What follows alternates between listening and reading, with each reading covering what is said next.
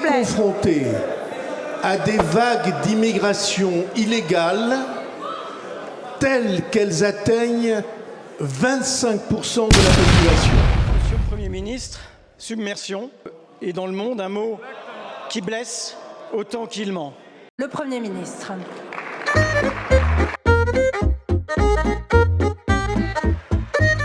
Ah, le grand théâtre de la politique française. Aujourd'hui, en exclusivité mondiale, François Bayrou nous gratifie d'une nouvelle performance digne des Césars, catégorie meilleur acteur dramatique dans un scénario catastrophe. Cette fois, le Premier ministre se la joue prophète de la submersion migratoire. L'instant que vous avez le sentiment d'une submersion, de ne plus reconnaître votre pays, de ne plus reconnaître les modes de vie ou la culture, dès cet instant-là, vous avez rejeté.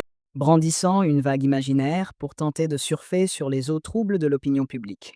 Spoiler, le surf, ce n'est pas son truc. Résultat, une belle gamelle politique. Alors, où en est-on dans cet épisode haletant de Plus belle la politique? Après avoir jeté son pavé dans la mare médiatique, une mare qu'il a visiblement confondue avec un tsunami, Bayrou a réussi un tour de force.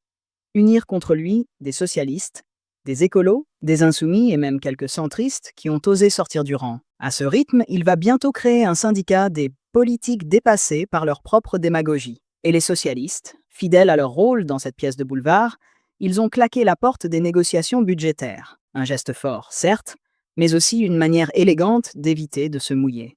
Parce que gérer un budget, c'est bien gentil, mais hurler au loup depuis les gradins, c'est quand même plus confortable. Et pendant ce temps, au RN, c'est champagne et petit four. Marine Le Pen pourrait presque leur envoyer une carte de remerciement. Cher François, merci pour cette belle promo de nos idées. Bisous populistes. Bayrou, lui, persiste et signe. Il évoque un sentiment de submersion.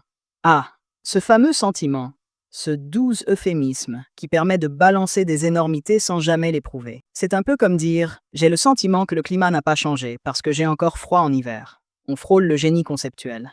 Et pourtant, la réalité est là. Têtu comme un fonctionnaire devant sa pause café. La France est loin, très loin d'être submergée. Avec ses 6,3 migrants pour 1000 habitants, on est plus proche d'une flaque que d'une inondation. Mais bon, les chiffres, c'est pour les losers. Ce qui compte, c'est le storytelling.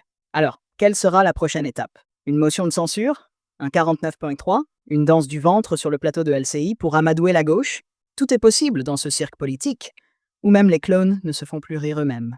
En attendant, chers concitoyens, gardez vos gilets de sauvetage. Non pas à cause d'une hypothétique submersion, mais parce qu'avec des dirigeants qui s'écharpent pour une poignée de slogans, c'est la France elle-même qui risque de couler. Je n'ai aucune leçon de civisme et aucune leçon de fraternité à recevoir. Je vous remercie. Merci beaucoup, Monsieur le Premier ministre. Qui peut dire que ce n'est pas vrai?